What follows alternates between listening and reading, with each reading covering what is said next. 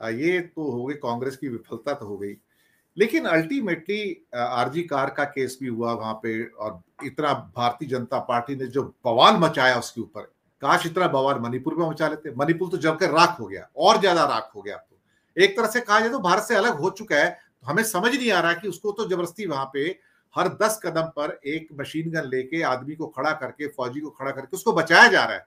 इन actuality तो देखा जाए तो भारत से कट चुका है पूरा का पूरा वो। लेकिन आरजी केयर को केस को ऐसे बढ़ा के चढ़ा के दिखा दिया गया जैसे इससे पहले कभी हॉस्पिटल में कभी कुछ हुआ ही नहीं है, या कभी उससे पहले कोई अन्याय अत्याचार हुआ ही नहीं है।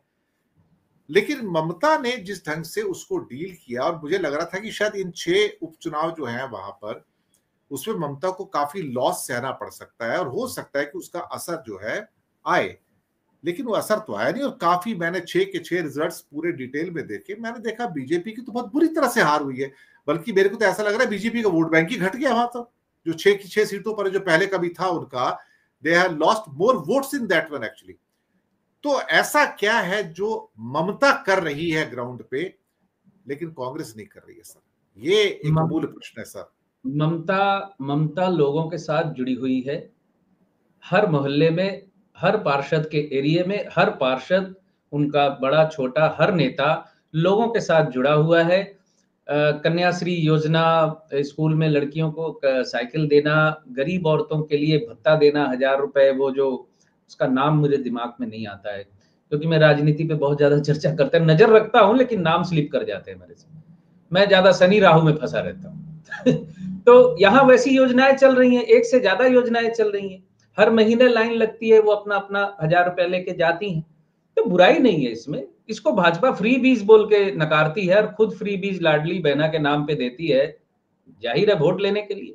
तो यहाँ जो ममता कर रही है, इसको कई लोग नकारते हैं या भला बुरा कहते हैं, लेकिन उस औरत के बारे में भी तो फिर विरोध करने वालों को सोचना होगा कि ऐसी बहुत सी औरतें हैं जो बहुत गरीब है, उस 1000 रुपए के इंतजार में वो 1 महीना बैठे रहती है। उससे उनके घर के 7 दिन का बजट कहीं थोड़ा सा बेहतर हो जाता है खाने पीने के मामले में, बहुत से मामलों में। मैं ऐसे बहुत सी गरीब औरतों को देखता हूँ जो 1000 रुपए के इंतजार में बैठी रहती है। तो ये कारण है, यहाँ ममता जमीन से जुड़ी हुई है। और मैंने पिछले 1-2 एपिसोड पहले भी कहा था कि ममता जो है आंदोलन के माध्यम से निकल के आई है। ममता ने जमीन पे जो लड़ाई की है, और ममता बंगाल की जमीन को जितना पहचानती है, ये लोग दिल्ली से बैठ के नहीं पहचान सकते, ना कभी पहचान पाएंगे। लेकिन अभी यहां पर कुछ चेंज हो रहा है बंगाल में, हालांकि उपचुनाव में नजर नहीं आया, लेकिन बंगाल में कुछ मानसिकता चेंज हो रही है। और मैं समझता हूं कि ये हिंदी भाषी बंगाली भाषी का ये टकराव बंगाल में नहीं होना चाहिए, क्योंकि हिंदू मुस्लिम नहीं करवा पा रहे हैं, तो अब ये हिंदी बंगाली शुरू कर दिया है इन्होंने यहाँ पर। तो काटो और बांटो, और फिर उसके बाद जीतो वाली स्थिति, राजनीति पॉलिटिक्स हर जगह चली जा रही है। अब कांग्रेस क्यों नहीं कर पा रही है?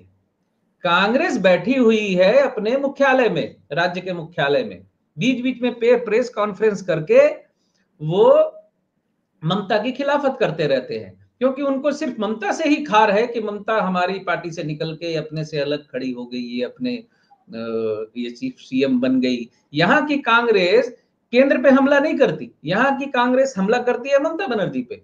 और कांग्रेस ममता बनर्जी पे जब हमला करती है तो कांग्रेस यहाँ और कमजोर होती है, क्योंकि कांग्रेस जो थी 34 साल तक सीपीएम के राजकाल में, कांग्रेस के अंदर मतलब कुछ नेता ऐसे थे जिसे तरबूज कहा जाता था, यानी ऊपर से हरा भीतर से लाल, क्योंकि लाल पार्टी का सीपीएम थी, और हरे हरे रंग जो तिरंगा वगैरह जो भी हरे रंग से इनको जोड़ा जाता था।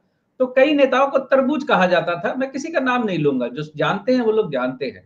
तो ये बात सच भी थी कि कुछ सीटें फिक्स थी, 60 सीटें 60 सीटें कांग्रेस को दे देते थे ज्योति बसु, और बाकी जीत के आके चले आते थे। ये खेल पकड़ लिया था टीएन शेषन जी ने। टीएन शेषन जी ने ये खेल पकड़ने के बाद कई ट्रांसफर वगैरह कर करा के इस खेल को रोका था।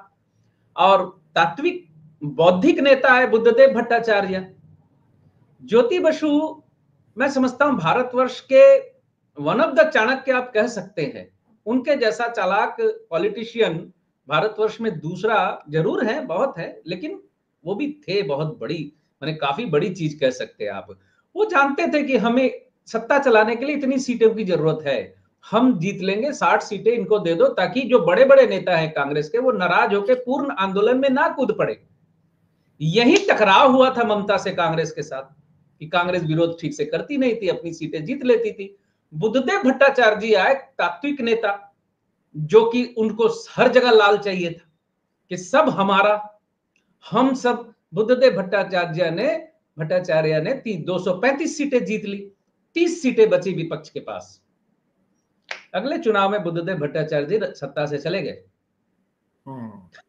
अब यही बौद्धिक तात्विक तत्व जो संघ में है या बीजेपी में है, ये संपूर्ण कब्जा कर रहे हैं। आप समझिए, मैं कोरिलेट करने की कोशिश कर रहा हूं जो महाराष्ट्र में हुआ, ये संपूर्ण कब्जा कर रहे हैं। हाँ, संपूर्ण कब्जा कर ले रहे हैं। ये नहीं समझ रहे हैं कि जैसे अब महाविकास अघाड़ी को अगर 50 सीटें आई हैं, तो अब जो उनके हाथ से चीजों के छिन जाने का, सीटें छिन जाने का, पोजीशन छिन जाने का जो रोष उनके अंदर जन्म लेगा, ये किसी बड़े आंदोलन की रूपरेखा बन सकता है भविष्य में।